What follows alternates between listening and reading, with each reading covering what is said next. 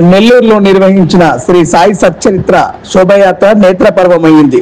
వేకువజామున శ్రీ సాయిబాబాకు విశేష పూజలు చేశారు. వేదఘోష నడుమ సుగంధ ద్రవ్యాలు పంచామృతాలతో అభిషేకించారు. అనంతరం శ్రీ సాయి దర్బార్ అద్దాల మందిరం వద్ద ప్రారంభమైన శోభయాత్ర కన్నుల పండుగగా కొనసాగింది. శ్రీ సాయి సచ్చరిత్ర గ్రంథాన్ని శిరస్సుపై ఉంచుకుని భక్తులు ముందుకు సాగారు. శ్రీ సాయి మాలధారణ మండల దీక్ష సందర్భంగా మంగళ వాయిద్యాలు, మేళతాళాలు, సాయి నామస్మరణ నడుమ యాత్ర కొనసాగింది.